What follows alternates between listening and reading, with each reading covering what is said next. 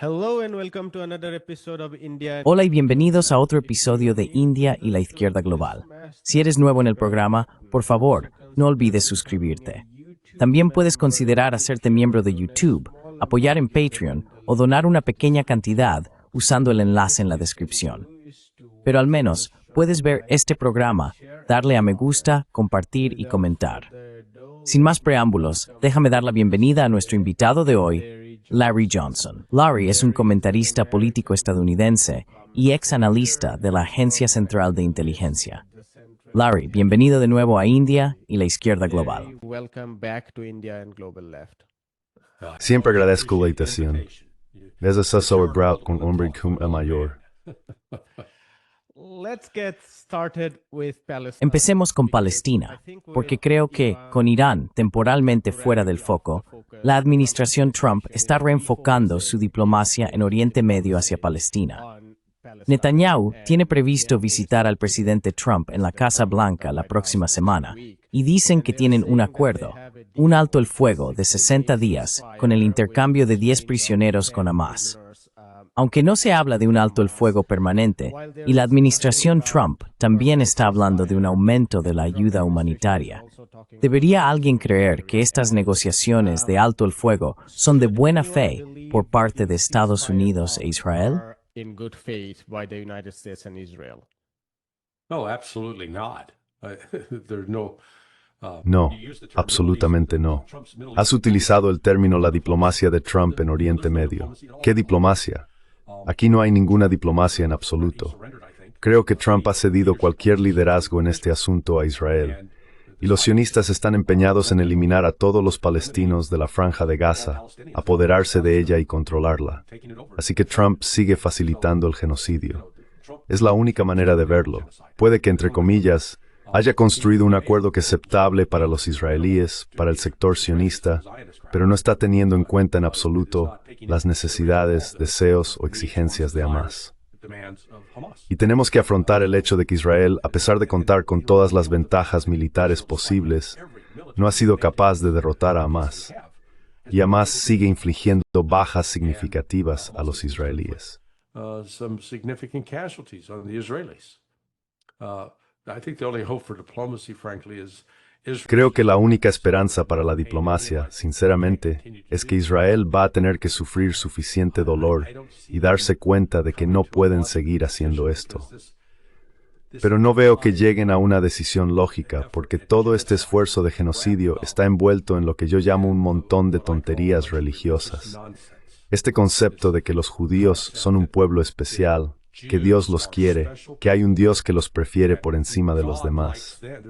Se supone que este Dios creó todo el universo, creó a todas las personas, así que todas las personas forman parte de la creación de Dios.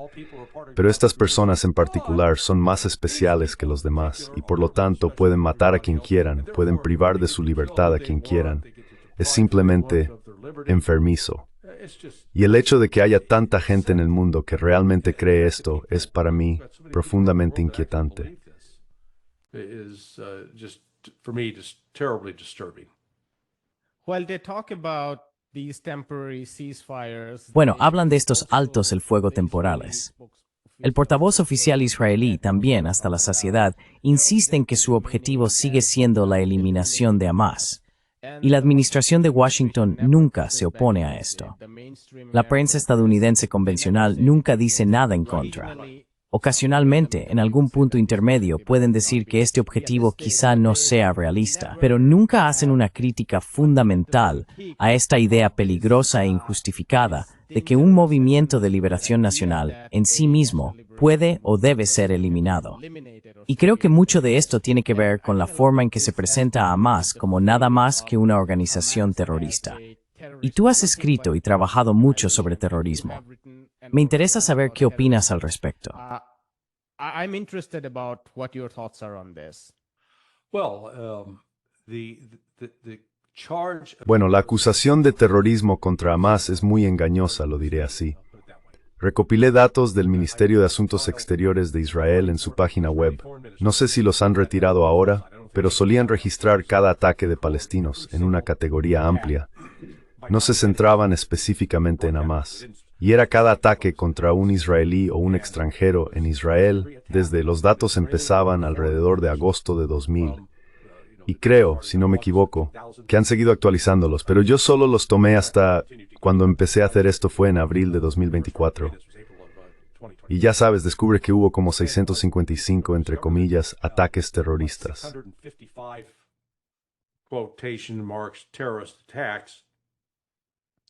Most of those were what I'd call revenge. La mayoría de esos casos fueron lo que yo llamaría violencia de represalia. Ya sabes, como cuando un soldado israelí está de pie en una cafetería y un palestino lo apuñala, o alguien es atropellado por un coche. Pero de esos 655 ataques terroristas, ya sabes, ataques terroristas entre comillas, solo 105 fueron identificados como de Hamas. Y cuando los revisas, no era como si hubiera un atentado suicida tras otro, que estuvieran haciendo estallar autobuses, nada de eso. Y el número total de israelíes que murieron por esto fue de alrededor de 1.500 o 1.600. No tengo las cifras exactas delante de mí ahora mismo.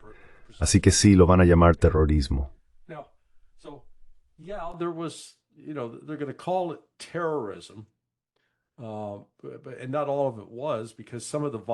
Y no todo era así, porque parte de la violencia que habían identificado como actos terroristas en realidad eran ataques contra personal militar y policial. Yo me atengo a una definición estricta de terrorismo. Es un ataque contra civiles. Si eres militar, eres policía, llevas un arma de fuego. En este tipo de luchas de liberación nacional, eres un objetivo legítimo. Quiero decir, mis antepasados aquí en América, en la guerra de 1776, dispararon y mataron a algunos británicos. Así que eran militares. Y los británicos ciertamente consideraban eso terrorismo, pero nosotros no.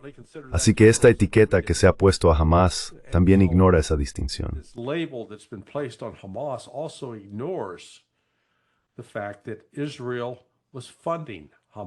El hecho de que Israel estuviera financiando a Hamas, financiando una parte significativa de sus actividades, ¿por qué motivo?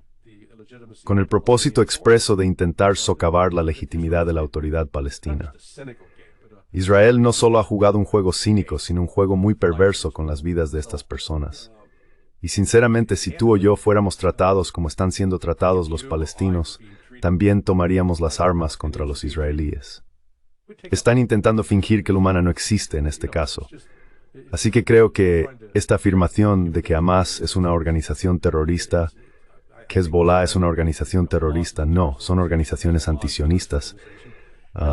Y están, ya sabes, luchando contra ello.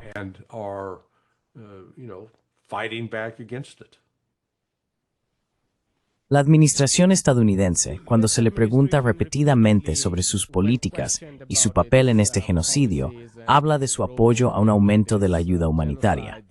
Esto lo hizo la administración Biden hasta la saciedad cuando se le cuestionó, y ahora la administración Trump hace lo mismo diciendo, estamos ayudando a que entre mucha comida. Es decir, la gente se pregunta cuánta comida y otros artículos esenciales están entrando realmente para la vida diaria.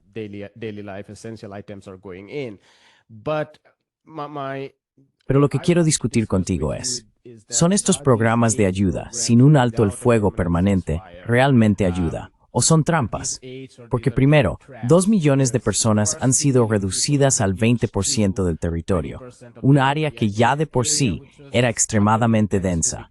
Y ahora tenemos informes sobre contratistas privados utilizados por la administración Netanyahu para disparar a personas que intentan recibir ayuda. La Fundación Humanitaria de Gaza es solo un ejemplo.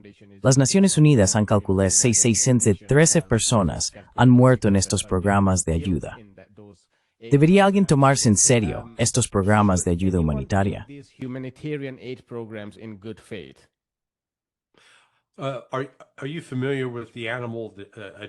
¿Conoces al animal, el ciervo? Por supuesto. Bien, pues en Estados Unidos, en varios estados, es ilegal poner un bloque de sal en el campo para traer ciervos y así poder dispararles, ya sabes. Y eso es exactamente lo que es el paquete de ayuda humanitaria occidental. Está diseñado para atraer a palestinos hambrientos a un lugar donde puedan ser disparados. Y ya sabes, el vídeo que salió a la luz la semana pasada de esos contratistas estadounidenses disfrutando al matar civiles, quiero decir, es algo más que horrible. Esto es, como dije, maldad a un nivel que, ya sabes, solemos asociar en el pasado con Hitler, ese tipo de actividad.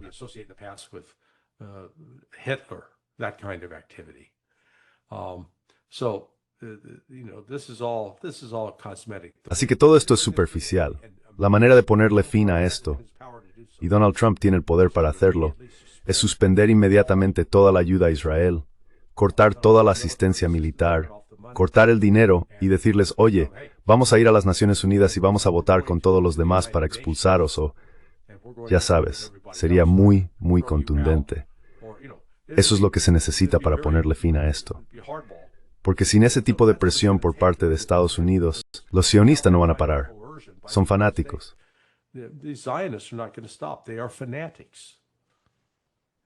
I want to follow up on that, on this idea that the Quiero retomar ese tema, sobre la idea de que Estados Unidos debería dejar de ejercer su influencia sobre Israel. Y creo que puede haber dos razones para ello.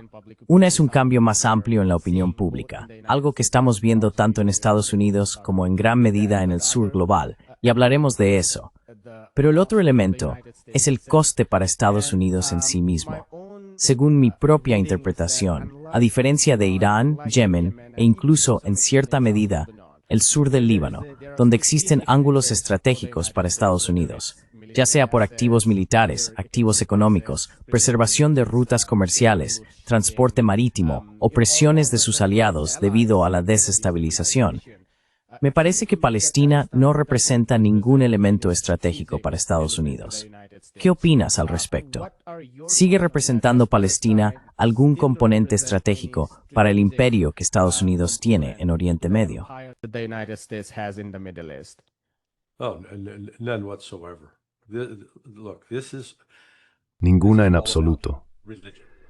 Mira, todo esto tiene que ver con la religión. Se trata del Antiguo Testamento de la Biblia y de la creencia, tanto en el judaísmo como en el cristianismo, de que ese libro al que se refieren como el Antiguo Testamento representa un pacto entre Dios y el pueblo judío. Y por lo tanto, se sienten totalmente justificados.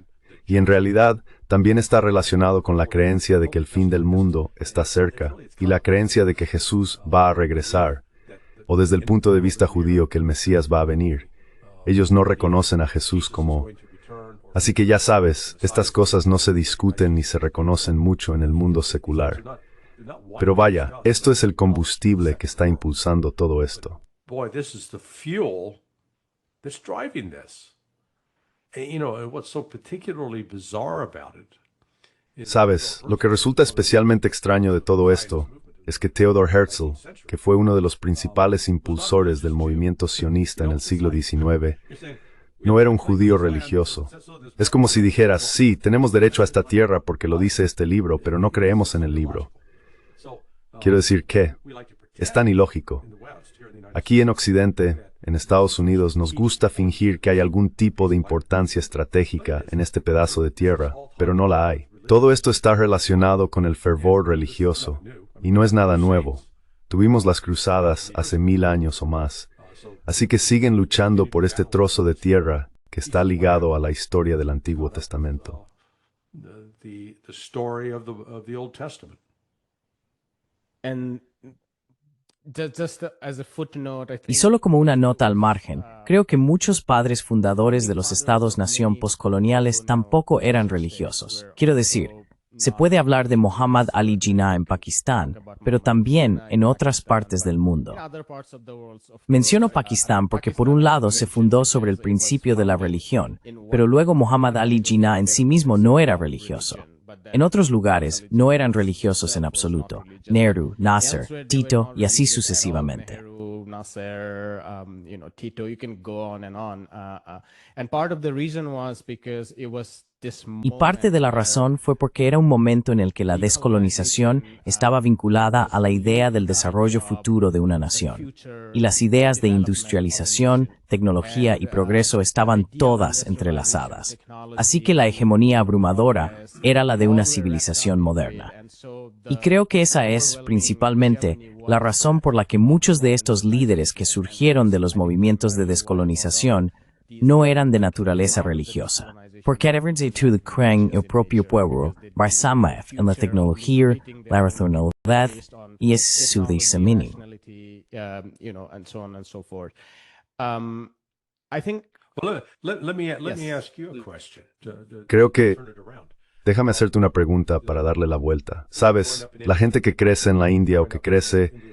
Quiero decir, la India es un país enorme y no está dominado por el cristianismo. De hecho, si no me equivoco, el cristianismo es en realidad una fe religiosa minoritaria. It's actually it's a minority religious faith. it's about 2. Es aproximadamente el 2,5% de la población, pero la India es una población enorme.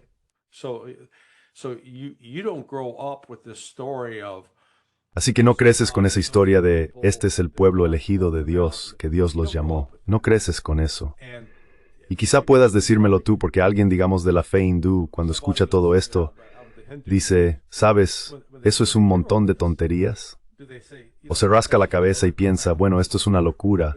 ¿Por qué esta gente se obsesiona tanto con esto? this is crazy talk? And why do these people get so tied up in it?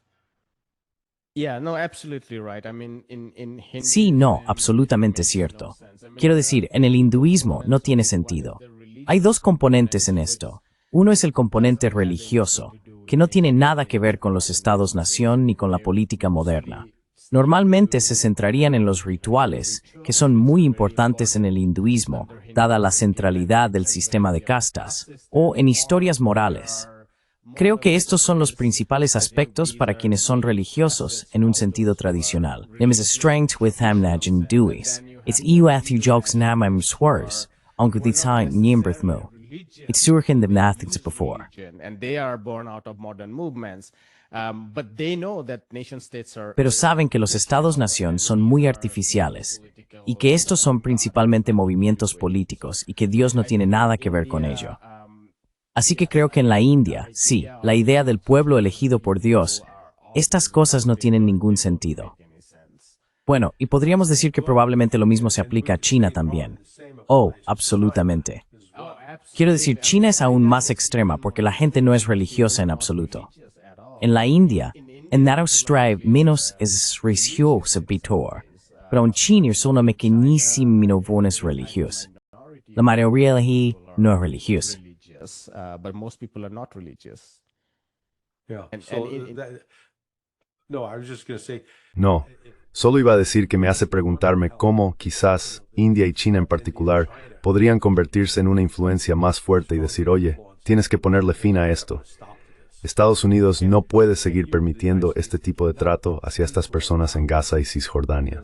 No puedes permitir esto. people in Gaza and the West Bank, you cannot allow this. Yeah, I think that ties very well to my next question. Sí, creo que eso enlaza muy bien con mi siguiente pregunta, que trata sobre el coste a largo plazo que Israel podría enfrentar con lo que está haciendo. Puede parecer que tiene mucho éxito proyectando su destreza tecnológica, proyectando su poder para arrasar y llevar a cabo un genocidio. Pero a largo plazo hay un gran golpe para la marca Israel, sea lo que sea que eso fuera. Quiero decir, en su mayoría se construyó sobre bases cuestionables, pero existía una marca. Hace 15 años en la India, incluso muchas personas que no eran nacionalistas hindúes se relacionaban positivamente con Israel, en el sentido de que habían logrado construir una nación moderna. Está el sector de las tecnologías de la información y demás, el éxito de esas cosas. Y sí, mucho de esto nace de la ignorancia, pero existía ese elemento. This is born out of ignorance, but there was that element. Today I see that in India all the time that Hoy veo que en la India, todo el tiempo, Israel solo es visto de manera positiva por aquellos que son nacionalistas hindúes acérrimos de la extrema derecha. La mayoría de la gente en el centro, que quizá hace una década no veía a Israel de forma tan negativa, como muchos de nosotros solíamos hacerlo, ahora no ve a Israel de ninguna manera positiva. Y creo que vuestro país, Estados Unidos, es un ejemplo aún más radical, porque lo que hemos visto en las elecciones a la alcaldía del Partido Demócrata en Nueva York es que alguien como Mamdani puede hablar muy abiertamente de su simpatía por Palestina en una ciudad como Nueva York, que tiene una población judía tan grande. ¿Verdad? ¿Crees que ha habido un cambio radical en la opinión pública que los israelíes y los sionistas están pasando por alto a su propio riesgo? Absolutely. Oh, absolutamente. Sabes, hace unos 20 años, si un país sufría un terremoto o algún desastre natural, Israel enviaba equipos de ayuda. Y ya sabes, se generó simpatía hacia Israel tras los Juegos Olímpicos de Múnich en 1972, con el ataque a los atletas israelíes y sus muertes. Pero cualquier buena voluntad que Israel hubiera adquirido o generado con algunas de esas acciones, las humanitarias, la han desperdiciado por completo. Ahora están, creo, más aislados sin laus que un cuarto dólar y mal vecinos 48. Y sabes, yo la fine mamdan era de un permis stintamilla. His sudden emergence as a popular candidate is, a further symptom of that. Because, as you rightly say, New York. Porque como bien dices, Nueva York ha estado dominada, ya sabes, llamémoslo influencia judía durante bastante tiempo. Ya sabes, el alcalde Koch y Michael Bloomberg, dos judíos muy destacados que fueron alcaldes. Así que sí, creo que estamos empezando a ver una transformación, al menos lo estamos viendo aquí en Estados Unidos. Las personas menores de 50 años ya no son automáticamente pro-Israel. Y lo he descrito así. La gente de mi edad, de 60 años o más, crecimos con la película Éxodo. No sé si alguna vez viste la película Éxodo con Paul Newman, pero para quienes no la hayan visto, cuenta la historia heroica de judíos escapando del Holocausto o huyendo de la opresión nazi, intentando llegar a Israel para poder ser libres. Nazi oppression, trying to get into Israel so that they can be free. They have a friendly Arab. Tienen a un árabe simpático que es asesinado por estos terroristas árabes malvados. Y tienen a esta niña, esta joven llamada Karen de Dinamarca, toda rubia y guapa. Y ella al final es violada y asesinada por estos, ya sabes, árabes malvados. Así que creciste sintiendo simpatía natural por Israel. Y ya sabes, la cultura en Occidente también ha enfatizado las películas sobre el Holocausto y la persecución de los judíos. Luego está esa narrativa de que no tenían otro lugar a donde ir salvo Israel para estar a salvo, ya sabes. Así que una vez que te han adoctrinado con eso, es un poco difícil, ya sabes. Cuesta quitárselo de encima. Y te puedo decir que tengo amigos que son, ya sabes, de mi edad o mayores que, vaya, todavía lo creen.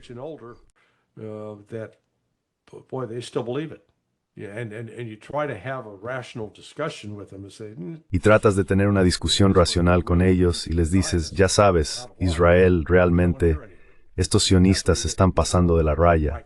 No quieren escuchar nada de eso. Y ahí es donde tienes, ya sabes, ahora, como Mike Huckabee, que es el embajador de Estados Unidos en Israel. Él está hablando de esto en términos apocalípticos. Todo gira en torno a lo que se conoce como escatología, esta doctrina de los últimos días. Y en vez de decir, Mike, estos sionistas acaban de atacar y matar a un pueblo cristiano, no un pueblo musulmán, un pueblo cristiano. Y él sigue apoyando a los sionistas. Es una locura. Oh, déjame preguntar otra cosa. Mondami. ¿Cindy el nombre? Sí, Mondami. Yeah, Mondani. Sí, permíteme preguntarte rápidamente sobre el conflicto Irán-Israel-Estados Unidos y cómo estos 12 días reconfiguran o cómo deberían reconfigurar la estrategia de Irán, principalmente con Estados Unidos. Porque antes del ataque, veíamos que durante mucho tiempo Irán estaba pasando por alto, o si no pasando por alto, Irán estaba dispuesto, Irán estaba listo para aceptar todo tipo de traición por parte de Estados Unidos. Esto incluye el bombardeo de Natanz, creo que fue en 2021, el asesinato del general Qasem Soleimani, y ya sabes, la continua escalada de sanciones, sin mencionar que todo comenzó con la revocación del Shotsei Poa por parte del presidente Trump. Pero Irán aún tenía la esperanza de normalizar su relación, principalmente porque las sanciones son muy asfixiantes.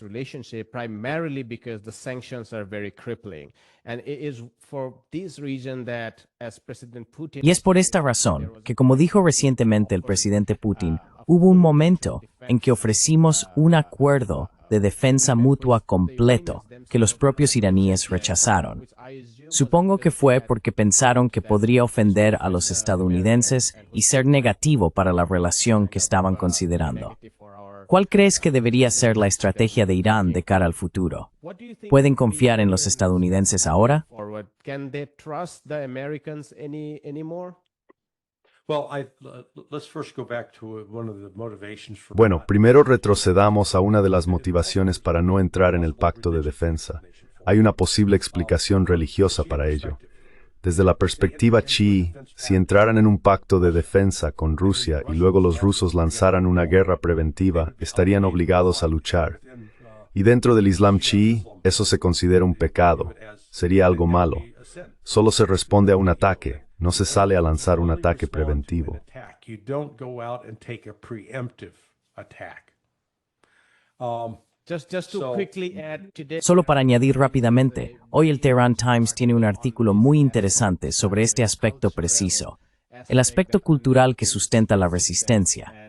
Explica de manera excelente por qué la estrategia iraní es principalmente defensiva, por qué evita las bajas y por qué evita atacar infraestructuras civiles, matar personas y así sucesivamente. Structure, killing people, and so on and so forth. Yeah, and in fact, Sí. Y de hecho, utilizo el hecho de que desde la creación y el establecimiento de la República Islámica de Irán no han estado invadiendo otros países. No han estado enviando a su personal militar en aviones o barcos para luchar en otros lugares del mundo. Eso es lo que ha estado haciendo Estados Unidos. Mira todos los países que Israel ha atacado: Siria, Líbano, Egipto, en el pasado, Yemen. Así que ya sabes, Israel no tiene las manos limpias en absoluto en este asunto. Dicho esto, creo que los iraníes recibieron de nuevo una llamada de atención con este ataque porque, viéndolo desde su perspectiva, supongo que firmaron el Tratado de No Proliferación primero bajo el Shah, pero continuaron respetándolo. but they continued to respect it. Ayatollah Khomeini took over. El Ayatollah Khomeini tomó el poder. Abrieron sus instalaciones a inspecciones de la OIEA en 2003. Así que han estado cumpliendo con este llamado orden internacional basado en reglas. Y a pesar de intentar seguir esas reglas, Estados Unidos empezó a proporcionar financiación y apoyo a un grupo terrorista, los mujahidines del pueblo de Irán, MEK. Estados Unidos e Israel colaboraron en asesinatos de científicos nucleares iraníes en 2011 y 2012.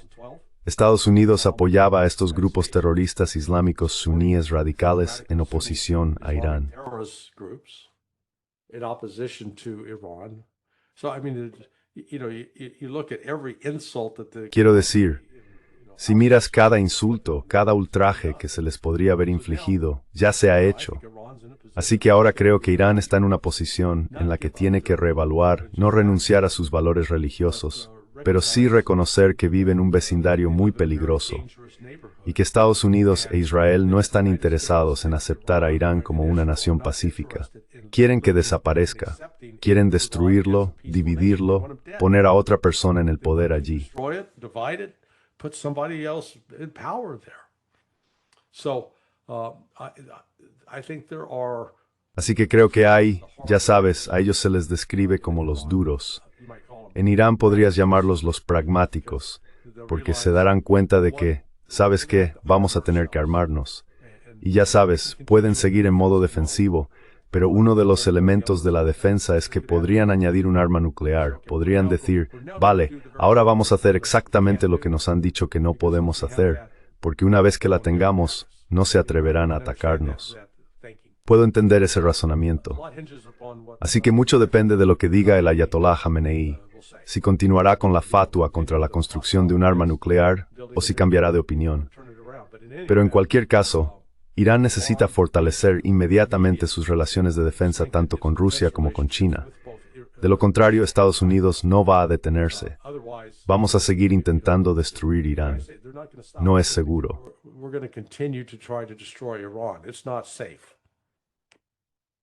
Yeah, I think Sí, creo que ambos bandos son pragmáticos, pero de maneras diferentes. Los pragmáticos, a los que a veces se llama intransigentes, que mencionaste, generalmente tienen una visión orientada a la seguridad nacional cuando actúan con pragmatismo. Creo que los reformistas también son pragmáticos, pero tienen una perspectiva más económica, y se dan cuenta de que el efecto de las sanciones es devastador para su economía. No pueden mantener el capital estable, porque cada vez que hay amenazas o tensiones, el capital se va, lo que tiene un impacto depreciativo en su moneda y conduce a esta inflación terrible y persistente. Quiero decir, en los últimos 40 años, Irán apenas ha visto una inflación de un solo dígito, y esto se debe principalmente a las presiones sobre la moneda.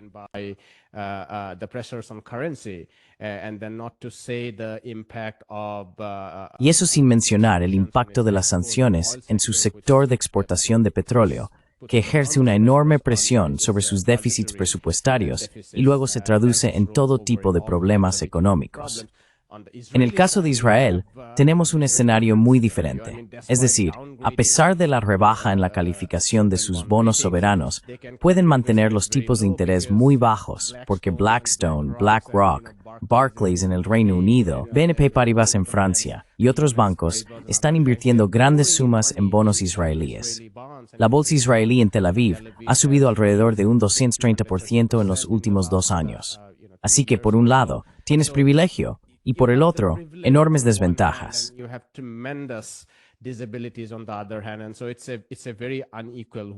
Así que es un mundo muy desigual.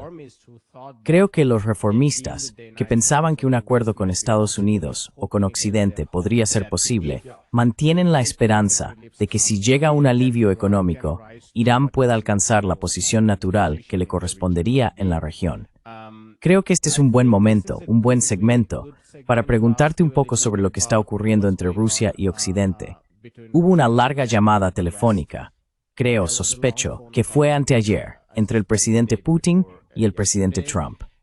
Y el presidente Trump dijo que no salió nada significativo de esa conversación.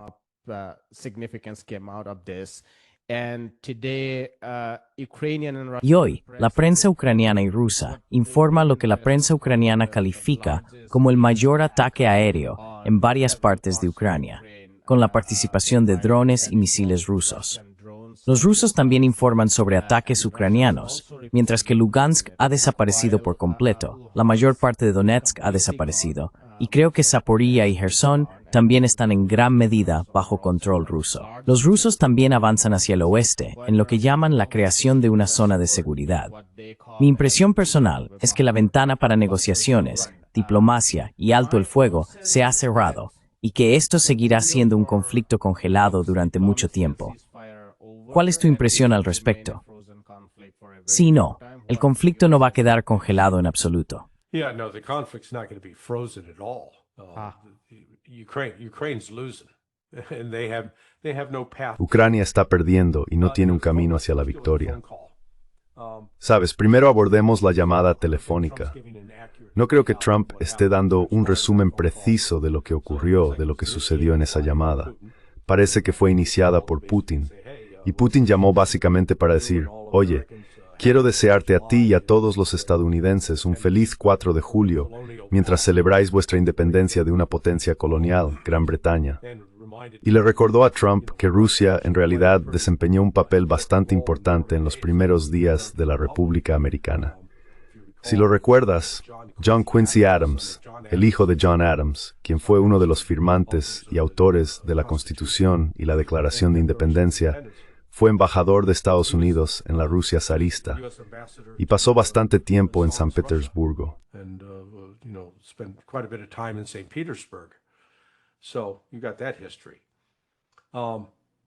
Así que tienes ese antecedente. Hace 10 días le preguntaron a Trump sobre una conversación que había tenido con Putin, y en esa conversación Putin ofreció ayuda respecto a Irán. Y Trump fue muy tajante diciendo, no necesito su ayuda. Le dije que tiene que arreglar su propia casa. Ya sabes, ese tipo de cosas. Bueno, Trump repitió eso un poco ayer, excepto que en el comunicado ruso sobre la reunión, los rusos dijeron que hubo una conversación detallada sobre Irán, y que pasaron bastante tiempo hablando de ello. Así que Trump no quiere admitir que está buscando ayuda rusa, pero yo creo firmemente que sí la está buscando, porque Irán ahora ha expulsado a los inspectores del OA. Iran has now kicked out the IAEA inspectors. And despite Trump's insistence, oh, we obliterate. Y a pesar de la insistencia de Trump, destruimos, ya sabes, Fordo y todo esto, Irán va, ya sabes, el uranio enriquecido que tienen, no sabemos dónde está. Nosotros, la comunidad de inteligencia de Estados Unidos, no sabemos dónde está. Así que Trump definitivamente necesita la ayuda de Rusia, y Rusia puede intervenir con Irán. Al menos tiene cierta credibilidad y confianza allí. Luego, cuando se trató de la guerra en Ucrania, Putin fue muy claro. Oye, estamos abiertos a negociaciones, pero hay que resolver las causas fundamentales de este conflicto. La causa fundamental del conflicto es la expansión de la OTAN hacia el este y las actividades subversivas de la OTAN y Occidente contra Rusia.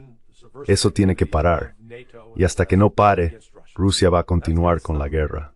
Así que ahora mismo, otro de los puntos que mencionó Putin fue que la ayuda occidental a Ucrania debe cesar. Western aid to Ukraine has to stop. Well, what happened 2 days ago? Pete Hegseth. Bueno, ¿qué pasó hace 2 días? Pete Hegseth, el secretario de Defensa, suspendió el envío de ayuda a Ucrania. De hecho, The Economist informaba que no se trataba solo de un paquete, sino de todo. Todo fue cortado. Y creo que, ya sabes, Trump está jugando un juego aquí en el que no se pronuncia públicamente rompiendo con Ucrania, para no enfadar a los sectores más duros del Congreso que quieren continuar esa guerra. Pero al mismo tiempo, está tomando medidas, aplicando políticas, dando pasos para desvincular a Estados Unidos de esa guerra. Y una vez que se desvinculen, Ucrania no puede continuar con esto. Ucrania no tiene la capacidad de producir proyectiles de artillería, ni de 155 milímetros, ni de 152 milímetros.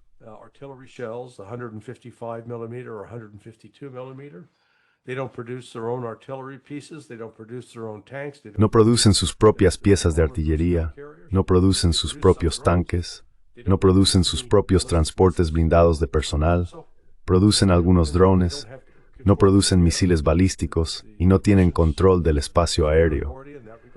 Los rusos tienen superioridad en ese aspecto, así que es solo cuestión de tiempo. Están siendo desgastados, están siendo aniquilados poco a poco. Y como mencionaste al principio de pregunta, los rusos están acelerándose al oeste. Es muy probable. Creo que el final llega de front. Rusia se está de interior y lista del río Dnieper.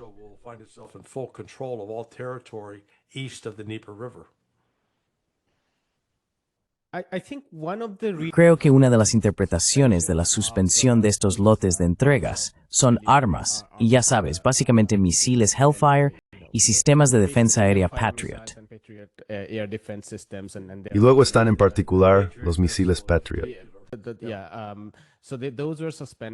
Sí, así que esos están suspendidos.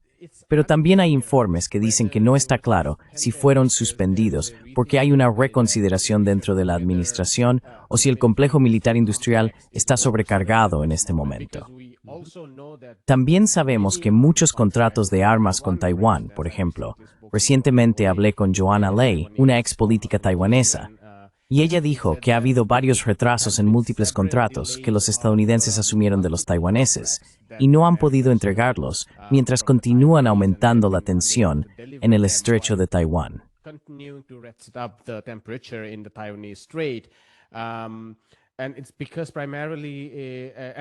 Y es porque, principalmente, y Trump lo dijo, tenemos que entregar muchas armas a Israel también.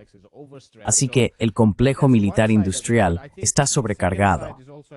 Esa es una parte, pero creo que la segunda parte también es, y esa sería mi siguiente pregunta, la cumbre de la OTAN que vimos recientemente. Como dijiste, el elemento principal de este conflicto es la continua expansión de la OTAN. Hemos visto en esta reciente cumbre cómo 32 países europeos acordaron con el presidente Trump que aumentarían su presupuesto militar al 5% de su PIB. Ahora bien, es otra cuestión si todos estos estados son capaces de recortar sus sectores sociales y otros programas para luego aumentar aumentar el gasto militar hasta el 5%. social sectors and other programs and then raise the military spending to 5%. But nevertheless, some calculation says that if that were Sin embargo, algunos cálculos indican que si eso ocurriera, en 5 años, el presupuesto de la OTAN alcanzaría los 15 a 20 billones de dólares estadounidenses, lo que equivaldría al tamaño de la economía china.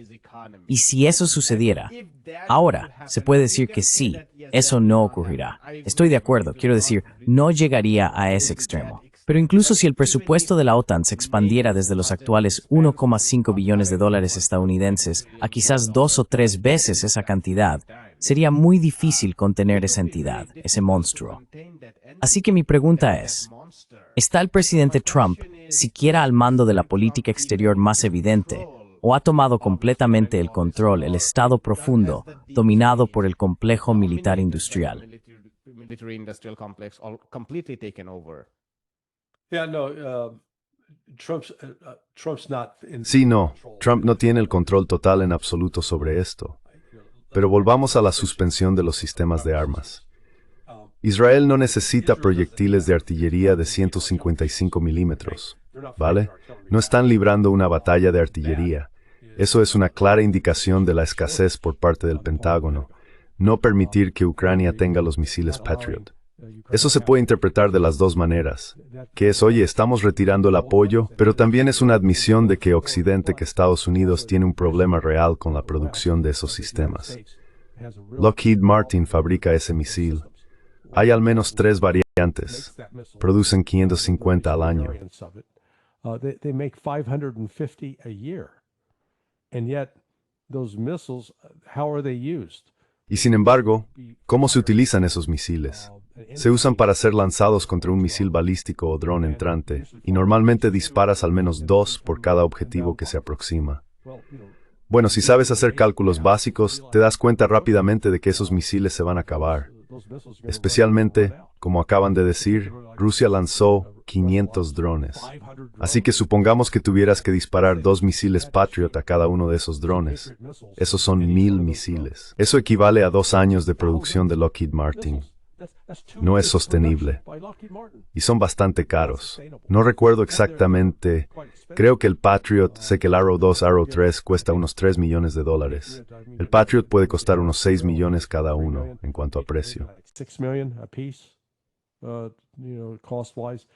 The THAAD terminal.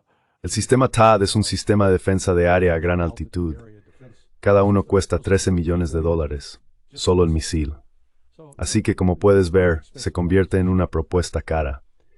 Sin embargo, gran parte de la política estadounidense ha estado impulsada por la necesidad de encontrar un enemigo externo que justifique el aumento del presupuesto de defensa para poder construir y comprar estos sistemas. Esa ha sido una de las principales fuerzas impulsoras. Y como vimos con Trump, a pesar de su promesa de que siempre iba a recortar el gasto, simplemente aumentó el presupuesto de defensa a más de $1 billón. Así que ya ves, él sigue la corriente. Has vuelto. No te oigo. He perdido tu audio. I can't hear you. I lost your audio. Yeah, I'm sorry. Sí, lo siento. ¿Me oyes ahora? Ahora te oigo. Continúa, termina tu idea. Sí. Just end your thread, yes. Yeah. Sí, porque tengo que irme en unos 5 minutos. 5 minutes. Sí, sí. No, so what the war in Ukraine has exposed. No, lo que la guerra en Ucrania ha puesto de manifiesto es la debilidad de la base industrial, tanto en Europa como en Estados Unidos, para producir a un volumen que les permita librar una guerra moderna. Europa es incapaz. Sea cual sea el compromiso que asumieron allí en La Haya, no pueden cumplirlo. Te dejo con esta imagen. Si nunca has visto la película de los Monty Python sobre el Santo Grial, es una comedia, una parodia de todo el mito de los caballeros de la mesa redonda. Y en una escena aparece un caballero que al principio parece que va montado a caballo, pero cuando la cámara se aleja, se ve que va saltando por el suelo, y detrás de él hay un tipo golpeando 2 mitades de coco para imitar el sonido de los cascos de un caballo. Eso es Europa. Eso es lo que es Europa. Creen que van montados a caballo, pero solo están fingiendo. Y eso es la buena noticia. El problema es que piensan que son una potencia militar y aún no han asumido que no son capaces contra Rusia. They haven't come to the realization that they're not capable of fighting Russia. Lo dejamos aquí, Larry. Muchas gracias por tu tiempo y tus comentarios tan acertados. Un placer. Siempre agradezco la invitación. Pórtate bien, ¿vale? Yourself, okay? Gracias de nuevo. Hola, me llamo Ayushman. Junto con Jyotishman, hemos creado esta plataforma. Durante los últimos 2 años, hemos intentado crear contenido para las fuerzas de izquierda y progresistas. Hasta ahora, hemos entrevistado a economistas, historiadores, comentaristas políticos y activistas. Si te ha gustado nuestro contenido y quieres que construyamos un archivo para la izquierda, tengo 2 peticiones para ti. Por favor, considera hacer una donación a la causa. El enlace está en la descripción de abajo. Además, si no puedes hacerlo, no te sientas mal. Siempre puedes dar me gusta a nuestros videos y compartirlos con tus compañeros. Por último, no olvides suscribirte al canal. Don't forget to hit the subscribe button.